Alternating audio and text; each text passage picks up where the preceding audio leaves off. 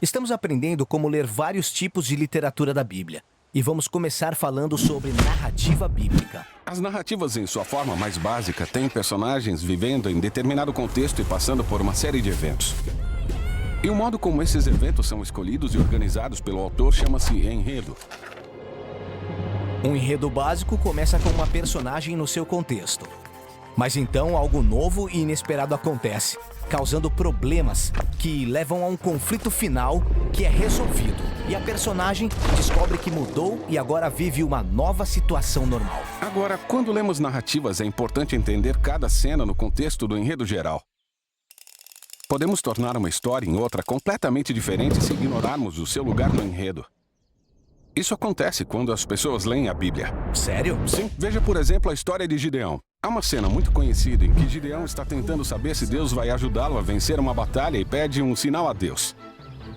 Gideão põe um pedaço de lã no chão e pede que de manhã a lã esteja molhada como orvalho, mas o chão totalmente seco. E Deus faz isso. Agora, se você olhar essa cena isoladamente, qual é o conflito? Como Gideão pode saber que terá sucesso? E o desfecho? Faça um teste com Deus, peça um sinal e descubra. Sim, e é assim que muitas pessoas leem essa história sem entender o ponto principal. Porque estão ignorando o enredo completo.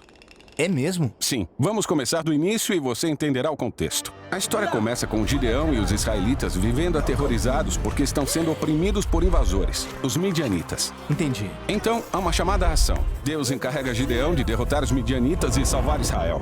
Essa história tá ficando muito boa. Mas Gideão tem muitas dúvidas.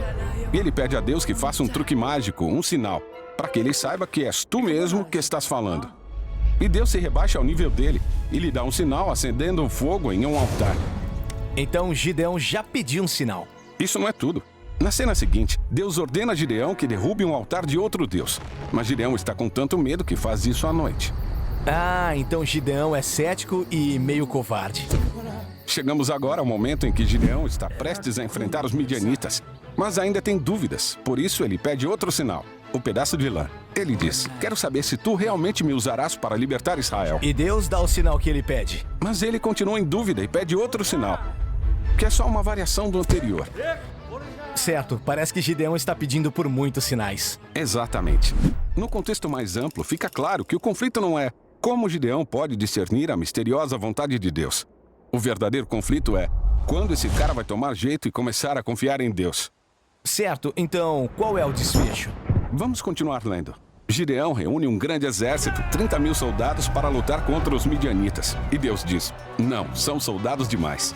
Ele diminui o exército para 300 homens. Por que ele fez isso? Bom, Gideão tinha testado Deus. Agora Deus está fazendo a mesma coisa. Ele fala para Gideão fornecer cornetas e tochas aos 300 soldados, cercar os midianitas à noite e fazer muito barulho com esses objetos nas colinas. Parece meio ridículo, mas Gideão obedece. O barulho deixa os midianitas em pânico. Eles começam a atacar uns aos outros na escuridão, enquanto Gideão observa em segurança nas colinas. Então essa história não está dando dicas para o leitor de como discernir a vontade de Deus? Não. Ela mostra o compromisso de Deus de usar pessoas fracas e cheias de defeitos para fazer muito mais do que elas poderiam imaginar. Entendi. Então cenas curtas como a de Gideão com a lã são conectadas com outras cenas para formar um enredo maior. E quando seguimos a sequência de conflito e desfecho do enredo, conseguimos ver a mensagem que o autor está tentando transmitir. Agora, a história de Gideão existe junto com outras histórias, que também falam de líderes falhos e questionáveis, chamados juízes. E cada uma delas tem seu próprio enredo interno. Porém, em conjunto formam o movimento da história bíblica, o período dos juízes. E essa história tem o seu próprio enredo único. E existem muitos movimentos dentro da história da Bíblia. Exatamente. Todas as histórias pequenas, centenas delas, se encaixam no contexto de seus próprios movimentos. E esses movimentos juntos formam os blocos que constroem o enredo formidável da história da Bíblia.